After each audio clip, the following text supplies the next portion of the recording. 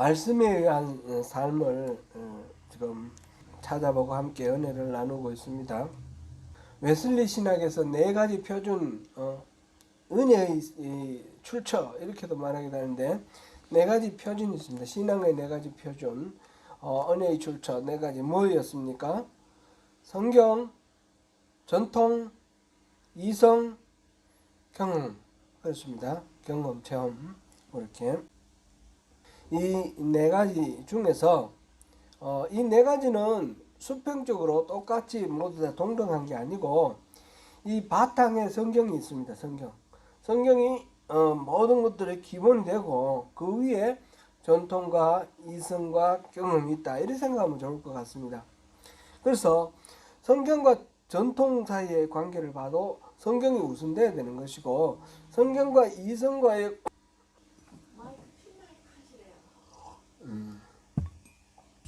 네. 이성과의 관계에서도 성경이 기본이 돼야 되는 거죠. 물론 체험과의 관계에서도 그렇습니다. 그러니까 성경은 모든 것들의 베이스로 깔려 있고 그 위에 전통과 이성과 경험이 있다. 이렇게 우리가 이해하면 되겠습니다. 그건 결론이고요. 지난주까지는 우리 이제 하나님의 말씀 성경과 전통이 어떤 관계를 가지고 있는가 우리 봤습니다. 이 말씀이 성경으로 정착되는 과정 속에서는 분명히 전통이 주도권을 가졌습니다. 교회가 있고 교회에 주교회의가 있고 그 다음에 공의회가 있고 그 교회와 교회 사이에 편지를 주고받고 이런 것들이 나중에 이렇게 정리된 것이 성경이거든요.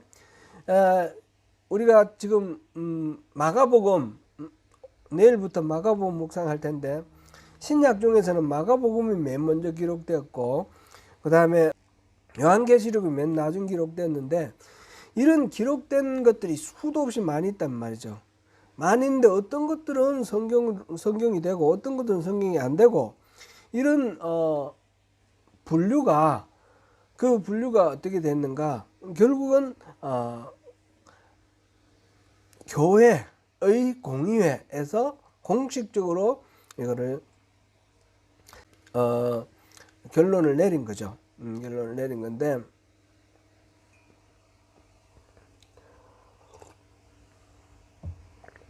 물론 그 과정 속에서는 사람이 전적으로 사람의 생각으로 전적으로 이거를 이렇게 하고 저렇게 하자 해가 회의를 해서 결정했다 그렇게 말할 수는 없습니다. 이게 뭐 복음도 마가복음, 마태복음, 누가복음, 요한복음 외에도 뭐 바나바 복음도 있고 뭐 무슨 도마 복음도 있고 최근에 도마 복음이 발견돼가 또 이렇게 흥미를 끌고 있는데 그런가 하고 마리아 복음도 있고 막 여러 가지 복음들이 있어요.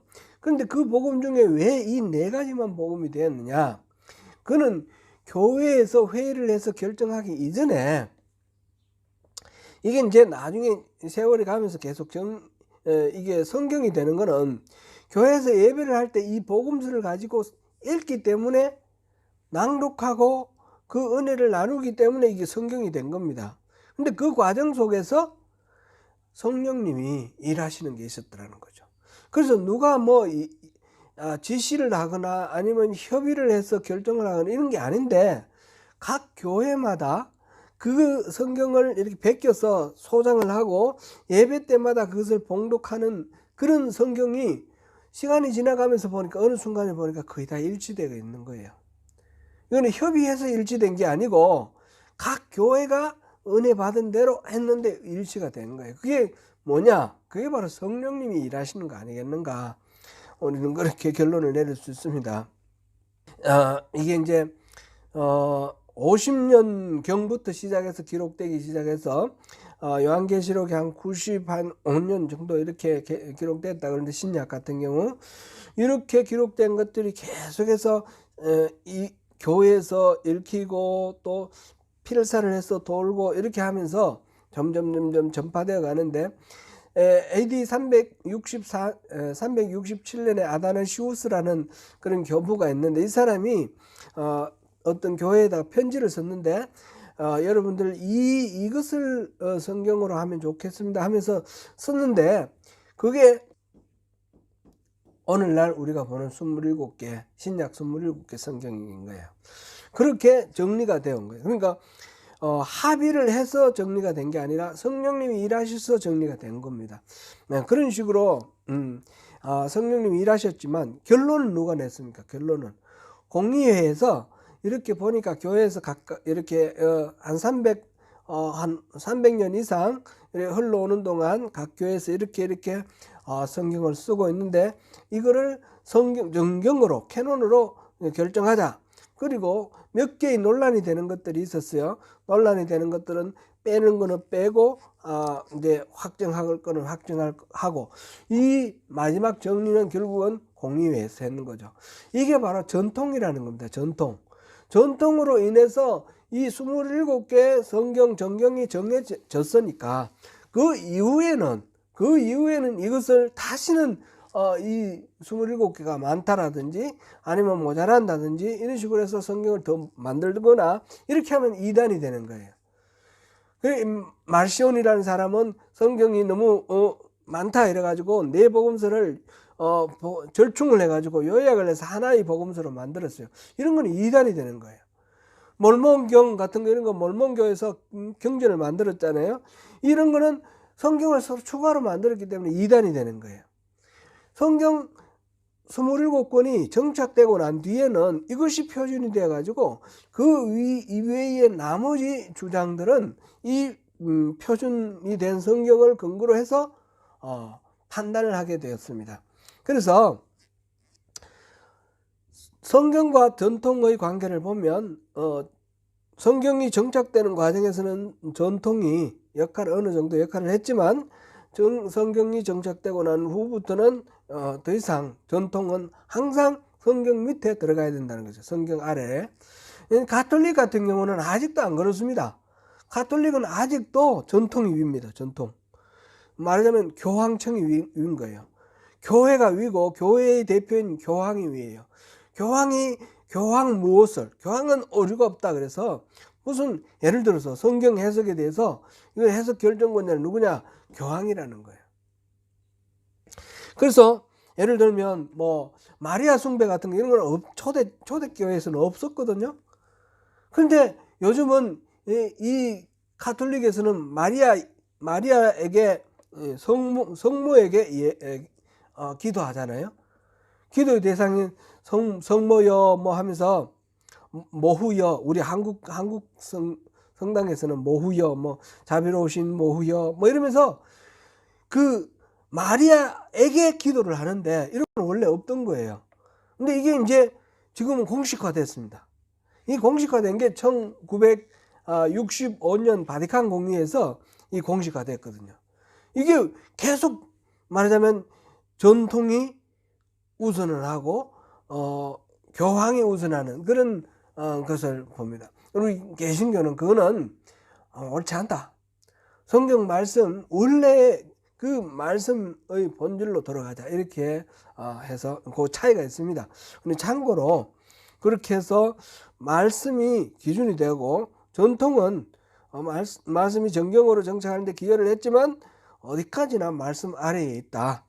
그렇게 우리가 이해를 하고요. 오늘은 성경과 이성에 대해서 보려고 합니다. 성경과 이성. 제가 처음 신앙생활을 시작한 게 28살 이럴 때 이제 신앙생활을 했는데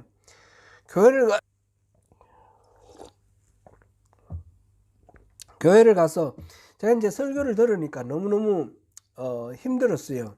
무슨 내용인지 모르니까 모르는 내용 듣고 앉았으니까 굉장히 힘들어서 그래서 교회에서 그 성경 공부반에 들어갔어요.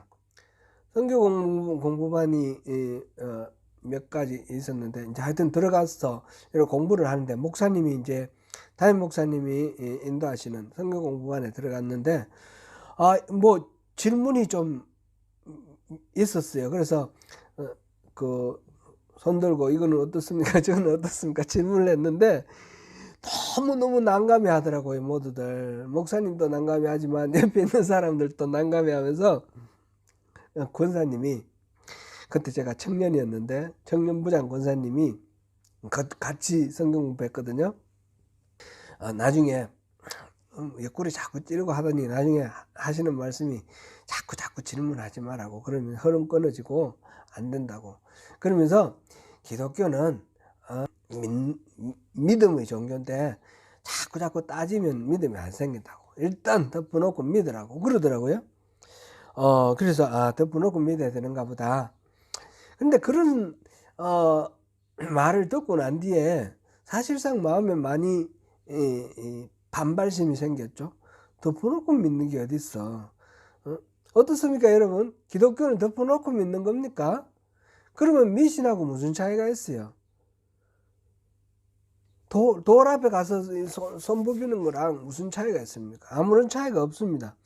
기독교는 그런 게 아니라는 거죠. 기독교는 굉장히 합리적인 겁니다. 따져보고 이치를 따져보고 말이 되니까 우리가 믿는 겁니다. 이성적으로 따져서 합리성을 가졌습니다. 덮어놓고 믿는 것이 아니라, 기독교는 다른 이 미신들과는 차원이 다른 거예요. 고등종교라 그러지 않습니까? 고등종교 차원이 다르고, 이 근본적으로 어떤 윤리가 개인의 어떤 이익이나 개인의 만족에 초점이 맞춰져 있는 것이 아니라 이 세계의 구원, 평화에 초점이 맞춰져 있어요. 근본적으로. 이런 기독교는 그렇습니다. 그리고 또 교리와 교리 사이에 서로 이치가 상충되지 않는 논리적으로 합리적인 그런 이치가 있습니다. 기독교는 그래서 합리적이다, 이렇게 말할 수가 있습니다. 근데 오늘날 이렇게 신앙생활을 하면서 보면 특별히 한국 기독교에서 반지성주의를 많이 이렇게 느끼고 발견을 합니다. 저한테 많이 따지지 말고 덮어놓고 믿으라 라고 말씀하셨던 그 권사님의 그 정서가 사실상 한국교회 성도들의 보편적인 정서다, 이렇게 말할 수도 있겠습니다. 자꾸 따져 물어 가지고는 신앙이 안 생기고 오히려 이 공동체의 신앙을 해치는 그런 것이 된다, 이러면서 뭔가를 이렇게 전체의 흐름을 이끌고 가는, 이렇게 믿어야 된다, 저렇게 믿어야 된다, 그 흐름을 이끌고 가는 그런 것이 있습니다. 근데 이것이 굉장히 반지성주의라는 거죠. 예를 들면 여러 가지 있겠지만, 예를 들어서 제가 이제 간혹 가다가 이제 심심할 때, 설거지 할 때, 이럴 때 유튜브를 틀어놓고 이렇게 보는데, 최근에 이제 응답하라 1988인가? 그거를 이제 중간중간에 보거든요. 계속 이어서 볼 그건 아니니까. 중간중간 봤는데 뭐가 나왔냐면, 서태지는 사탄이다, 이게 나왔어요. 거기에 윤성가 그 아이가 서태지 광팬인데, 그 아버지가 서태지는 악마래, 사탄이래, 그러면서 그 음반을 거꾸로 들어보면 사탄을 찬양한대. 이제 그런 이야기가 가만히 생각해 보니까 기억납니다. 옛날에 그런 이야기 있었죠. 그리고 서태지뿐만 아니라 헤비메탈 해가 음악 CD 나오는 거 전부 모아가지고 이게 사탄 음악 숭배한다 그래가지고 막 불태우고 이런 게 했어요. 청소년들한테. 그래서 이런 음악 어떻게 하고 그래 했던 그때의 어떤 문화가 있었어요. 또 이렇게 생각해 보면 바코드 처음 나왔을 때 이게 바로 666이다. 요한계시록에 나오는 마귀의 숫자 666이다. 그래가지고 바코드 쓰지 마라 그랬고, 그 다음에 이런 말하자면 컴퓨터로 이렇게 편리를 추구하는 이런 문명에 대해서 거부하고 반항하는 그런 것들이 있었어요. 기독교에서. 기억나시죠? 그런 것들이 많이 있었습니다. 물론 그게 주류가 아니었고 그것은 이렇게 흘러가는 것이었지만, 그게 굉장히 이 역할을 강력한 그런 힘을 발휘한 적이 있습니다. 이제 그거는 결과적으로 그 서태지를 좋아하는 크리스찬 청소년들을 다 교회에서 떠나게 만드는 그런 부작용을 낳았습니다. 그리고 믿지 않는 사람들로 하여금 예수 믿는 사람들은 아주 무진몽매한 사람이다, 이런 인식을 심어주는 그런 하나의 사건이었습니다. 그런 일들이 많이 있습니다. 여러 가지입니다. 제가 두 가지만 말씀을 드렸지만 그런 것들이 굉장히 많습니다. 그러면서 성경에 나오는 이 기독교의 근본적인 사상, 윤리, 이것을 우리 삶 속에 실천을 하고 이 사회를 변화시켜서 하나님 나라를 만드는 그 일에는 사실상 별로 관심이 없었어요. 제가 이제 기억나는 거는 보면 교회들이 어디에 땅을 샀는데 땅값이 올라가지고 교회가 넓게 뭐 건축을 했다, 이런 이야기는 수도 없이 들었어요. 그런 땅 투기에 교회가 편성을 해서 오늘날 우리 자녀들이 얼마나 고통하고 있는지 우리가 보고 있습니다. 이런 것들, 기독교가 이 합리성을 잃어버리고 지성을 배격을 하게 되면 이런 엄청난 부작용을 낳게 된다라는 것을 생각을 하는데, 사실상 이것도 뭐 이렇게 심각하게 받아들이는 그런 경우들 많지 않겠죠. 그래서 우리 성경과 이성을 생각을 할 때 요 기독교는 합리적인 기독교다, 기독교는 합리적이다, 이성에 대한 존중이 있다, 이거를 먼저 생각을 해야 될 것 같습니다. 이성을 무시하고 자꾸 따지는 거는 이거는 믿음하고 상관없는 거다 하니까 반지성주의로 흘러가지 않습니까? 그러니까 기독교가 폐단을 낳지 않습니까?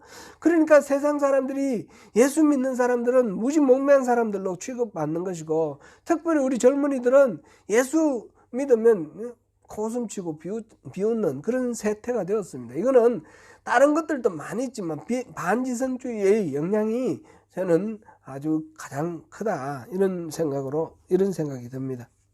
그래서 사람들로부터 외면받고 개인적인 탐욕, 그래서 올바른 어떤 신앙은 개인의 어떤 내면만 생각하는 거로 따집니다.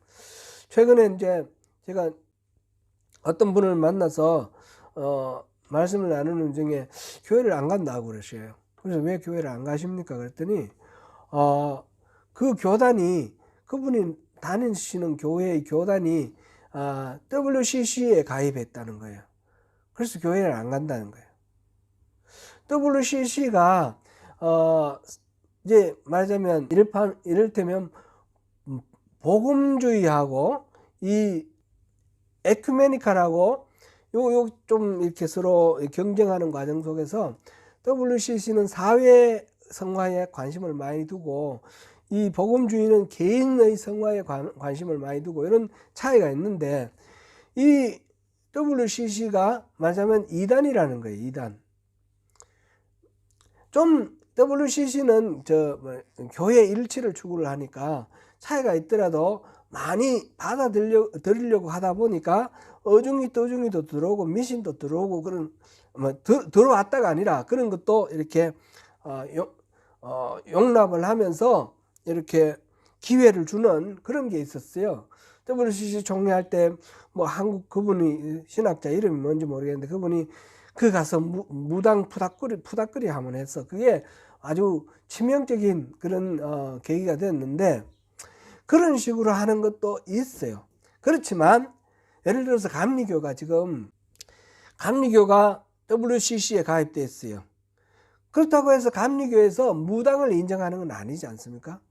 WCC에서 그런 거를 퍼포먼스를 허락했다고 해서 WCC에 가입해 있는 모든 교회는 무당을 인정한다, 이런 거 아니지 않습니까? 그런데 왜 교회에서 그걸 가지고 너무너무 많이 떠들어 가지고 이 복음주의에서 WCC 가입한 교단을 공격을 하고 이단이라고 이렇게 공격을 해가지고 이 WCC에 가입되어 있는 교단이 많습니다. 예장 통합부터 시작해서 우리 기감도 있고요, 성결교도 있고, 그 다음에 구세군도 있고, 뭐 많은데 그 모든 것들을 다 이단으로 그냥 그냥 몰아쳐가지고 그런 식으로 공격해가지고 그런 이야기 막 듣다 보니까 겁이 나는 거예요. 그래서 교회를 안 간다는 거예요. 그럼 결과적으로 뭐예요? 그런 우리 이 성도들의 입장에서 분별이 필요하다는 생각이 듭니다. 분별이 필요한데 합리적인 분별. 무조건 누가 뭐라 그런다고 해서 휩쓸리지 말고 나름대로 기준을 가지고 분별을 하는 것이 필요하다, 그런 생각이 듭니다. 그래서 첫 번째로 먼저 우리가 생각하는 것은 기독교는 합리적이다. 이성은 하나님이 주셨기 때문에 하나님은 이 이성을 통해서 분별을 하고 신앙생활을 하도록 허락하셨다. 모든 것들이 그렇습니다. 성경을 이해하는 것도 이성을 통해서 이해하는 거 아닙니까? 하나님 말씀 기록되어 있고 우리가 이해를 하는 것은 이성을 통해서 이해를 합니다. 그게 기본이다라는 것을 먼저 생각을 해보겠습니다. 그러면 이제 제가 이렇게 말씀을 드리면 또 지금 이걸 가지고 한 2번 정도 더 다루려고 그러는데 혹시 오해를 할 수도 있을 것 같습니다. 이런 거 이성을 너무 강조하는 게 이제 교회에서도 자유주의 신학 해가지고 막 이렇게 문제가 되고 해서 제가 지금 계속해서 전하는 이 성경의 말씀을 불신하고 아예 처음부터 거부할 수가 그럴 수도 있으니까 결론부터 말씀드릴게요. 결론. 제가 말씀드리는 거는 그런 식으로 이성을 우선해서 기독교는 합리적이니까 다른 건 없다, 이런 말씀을 드리는 게 아닙니다. 신앙은 기본적으로 신비성이 있습니다. 합리성과 신비성이 같이 있는 겁니다. 합리주의적인 사고만으로 가지고 우리 하나님을 이해할 수 있느냐? 그거는 불가능하다는 것이죠. 하나님의 생각과 길은 인간의 생각과 길과 다르다. 오늘 본문 내용인데요. 하나님의 그 세계 자체가 지금 우리가 몸담고 있는 이 우주, 한 부분 광대해 보이지만 이 어마어마한 이 우주조차 하나님이 만드셨고 시간과 공간을 만드셔서 이 만들어진 피조물이지 않습니까? 그러니까 하나님의 생각하고 우리 생각하고 비교할 수가 없는 거예요. 그러니까 우리가 합리적으로 따져가지고 하나님을 잘 이해할 수 있다라고 생각하는 것 자체가 착각입니다. 이거는 거꾸로 생각하면 성경을 너무 인간이 이해할 수 있는 합리적인 범위 안에서 성경을 다 해석하려고 그러면 오류를 낳을 수도 있다라는 겁니다. 예를 들면 이거는 이제 창조과학이라는 게 막 이렇게 유행을 했지 않습니까? 지금도 막 아주 세력이 강한데, 창조과학을 처음에는 제가 재미있게 보고 했는데 지금은 조금 우려가 되는 것 같아요. 거기서는 우주의 역사가 10,000년 정도 된다고 그래요. 지구의 역사도 10,000년. 동시에 하나님이 말씀을 동시에 이렇게 지었고 각 종류별로 모든 생명체를 동시에 만들으셨고 지금은 존재하지 않지만 공룡이라든지 이런 것까지 다 한꺼번에 다 만드셨다고. 그래서 그거는 이제 창세기에 나오는 아담의 그 족보 그걸 연대를 전부 계산해 합산해 보니까 한 4,000년 되더라. 그리고 지금 2,000년이니까 합쳐서 한 6,000년. 그런데 조금 우리 계산 못하는 것까지 생각해서 한 10,000년. 이렇게 넉넉 잡아서 10,000년 잡는 거예요. 굉장히 성경적이고 말씀을 잘 그대로 있는 그대로 믿는 것 같은데 그 말씀을 가지고 이제 과학, 창조 과학이잖아요. 과학적으로 이 성경이 맞다, 합리적이고 맞다, 틀린 게 아니라 이 성경은 아주 과학적으로 증명된 아주 합당한 그런 논리다. 이걸 증명하기 위해서 연구하는 것이 창조과학입니다. 그러다 보니까 이렇게 무리가 생기는 거예요. 무리가. 제가 잘 알고 사랑하는 어떤 한 목사님은 이 창조과학에 꽂혀가지고 막 여기저기 다니면서 강의를 하는데 이분이 계속해서 주장하는 게, 가장 많이 주장하는 게 하루는 24시간이다 예요. 하루는 24시간이다. 성경에 나오는 염, 하루는 24시간이다. 빛이 있으라 하니 빛이 있었고, 그리고 하루가 지나갔어요. 그죠? 밤이 되고, 뭐라고, 창세기 1장 보면 하루가 딱 되지 않습니까? 저녁이 되고 아침이 되니 이는 첫째 날이라. 저녁이 되고 아침이 되니 이렇게 나오는. 그래서 이 성경에 나오는 말 그 자체를 과학적으로 합리적인 그런 논리로 정당화하기 위해서 연구를 하다 보니까 이게 좀 무리한 날, 염 이런 문제들이 나왔습니다. 그렇게 생각할 필요가 있는가? 이거를 이제 오히려 더 합리적으로 따져봐야 됩니다. 성경에서 나오는 이 하루를 한번 생각해 보세요. 하루는 저녁이 되고 아침이 되니 첫째 날이더라. 그때는 지구가 생기지도 않았어요. 하루고 24시간은 시간의 길이는 어느 것을 기준으로 합니까? 지구가 자전하는 제자리에서 자전해서 한 바퀴 도는 그 시간이 24시간입니다. 그럼 지구도 생기지 않았는데 뭘 근거로 해서 24시간이라고 그럽니까? 염 하루는 24시간이다. 그렇게 이해하는 자체가 논리가 맞지 않는 것이죠. 성경 창세기는 과학서적이 아닙니다. 이걸 과학적으로 자꾸 입증하려니까 문제가 되는 거죠. 성경 창세기에서 말하고자 하는 것은 태양, 이스라엘 사람들이 살고 있는 그 주변에 있는 나라들 있지 않습니까? 강대국들, 이집트나 또는 그 다음에 메소포타미아 지역에 있었던 그 아수르나 바벨론이나 이런 나라들이 태양을 숭배하고 신이라고 그러고 뭐 별을 숭배하고 또 달을 숭배하고, 이 말하자면 여러 가지 숭배하는 신들이 있는데, 나름대로 신이라고 하는 게 있는데 그것 다 신이 아니라는 거죠. 그것 다 피조물이다. 하나님이 만드신 피조물이다. 이게 바로 창세기의 메시지의 핵심인 겁니다. 그 모든 것들을 창조하신 분이 하나님이시다. 그래서 제일 먼저 제가 말씀드린 거는 기독교는 합리적이다. 하나님이 주신 이성을 통해서 잘 이렇게 생각해 볼 만한 가치가 있는 것이다 했고, 두 번째로 지금 말씀드리는 거는, 그렇다고 해서 기독교를 합리적으로만 해석을 해서 기독교가 이해가 되느냐? 그건 아니라는 겁니다. 지금 이게 천지 창조에 대해서도 그 합리적인 과학, 창조 과학으로 가지고는 설명이 안 되고 이해가 될 수가 없습니다. 뿐만 아니라 하나님이 어떤 분이신지 어떻게 과학적으로 그거를 증명을 합니까? 밝혀낼 수 있습니까? 우리가 개별적으로 신비 체험도 있을 겁니다. 신비 체험들, 그런 것들은 어떻게 과학적으로 증명을 합니까? 합리적인 것으로만은 신앙, 하나님의 말씀, 성경의 이 내용들을 다 증명하거나 설명하거나 해석할 수가 없다라는 것입니다. 그래서 기독교는 신비적이다. 말로 설명해서 납득이 되지 않는 부분도 있다. 하나님을 이성으로 다 말할 수 없다.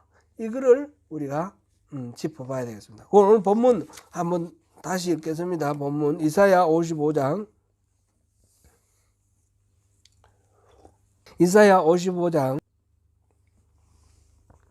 8절 9절 다시 읽습니다. 이는 내 생각이 너희의 생각과 다르며 내 길은 너희의 길과 다름이니라.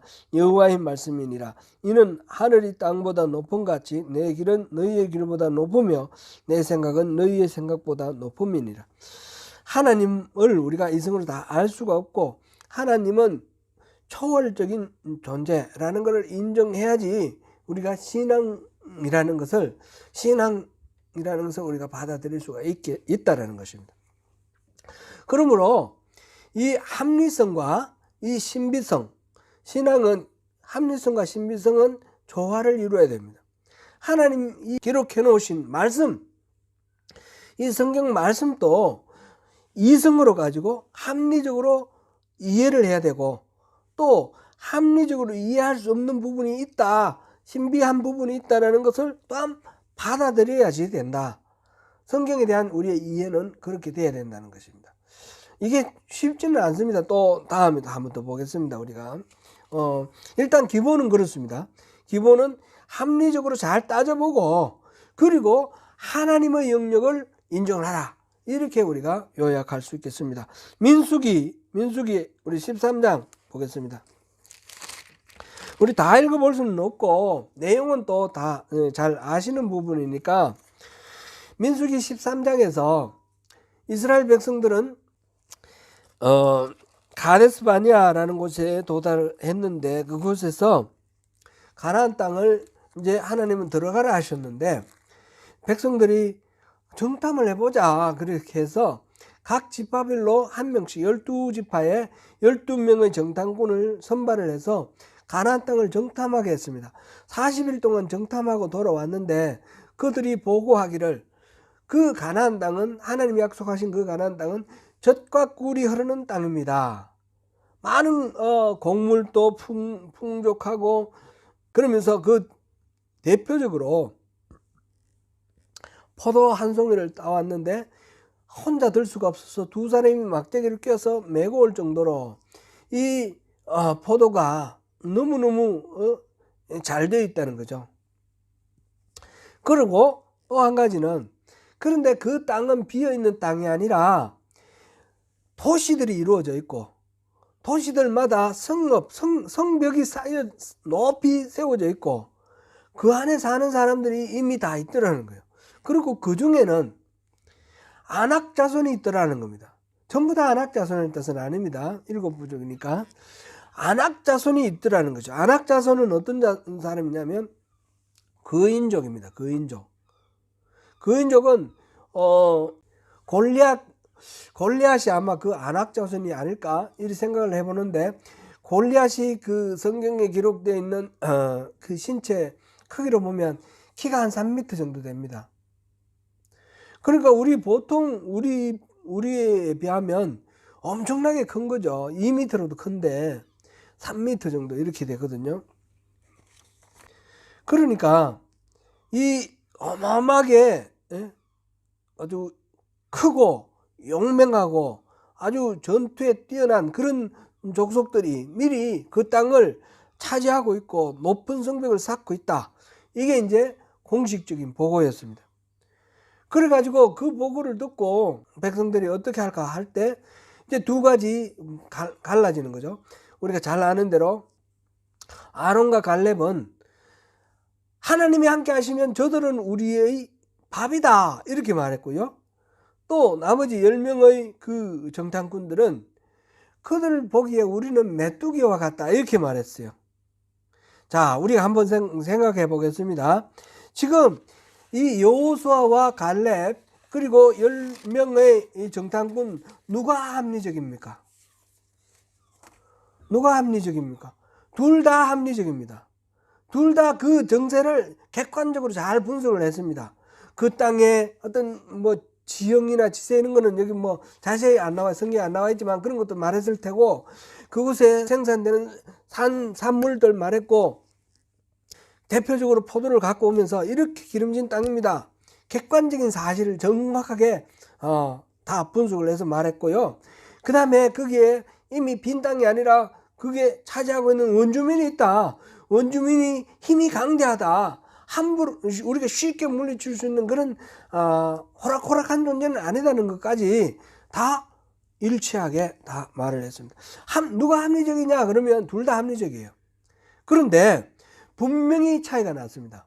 한쪽은 똑같은 그 객관적인 조건 속에서 주관적인 판단을, 한쪽은 아론과 갈렙은 우리가 들어가자 그렇게 말했고, 10명의 그 정탐꾼들은 우리 절대로 들어갈 수 없다 이렇게 했어요.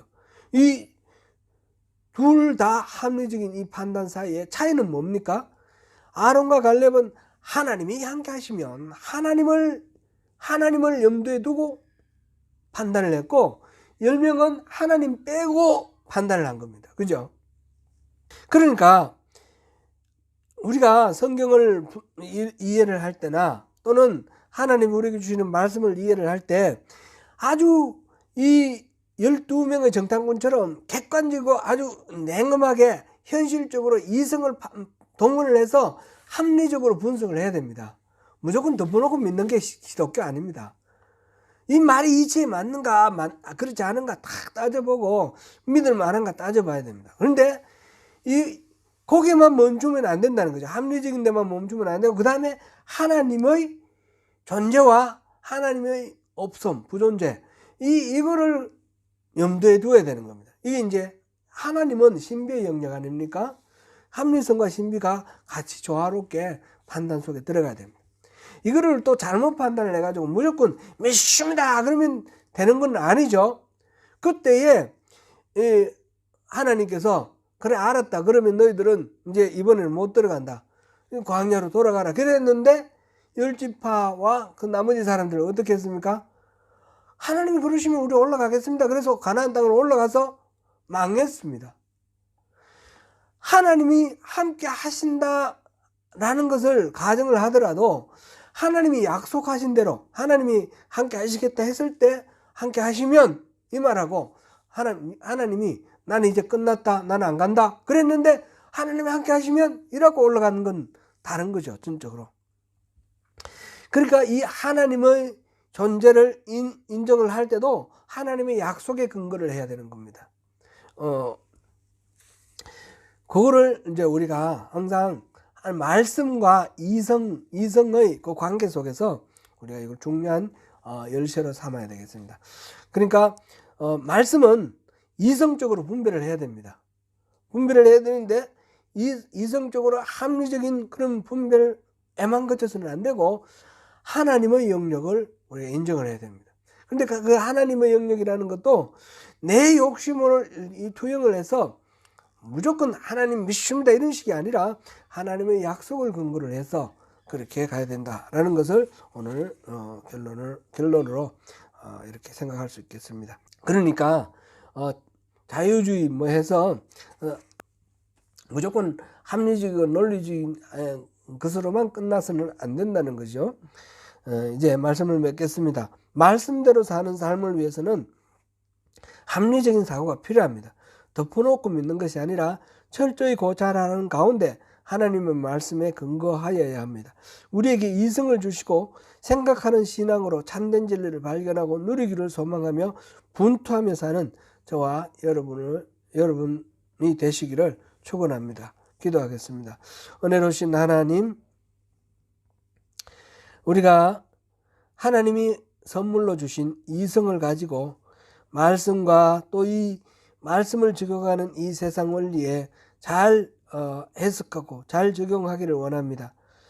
무조건 덮어놓고 믿는다라는 것이 결과적으로 하나님의 그 진리로 선포하신 말씀이 불신되고 배척되는 그런 결과도 있고 또 개인의 어떤 구복만 따지다 보니까 어떤 욕망을 추구하는 그런 쪽으로 흘러가는 그런 부작용도 보았습니다.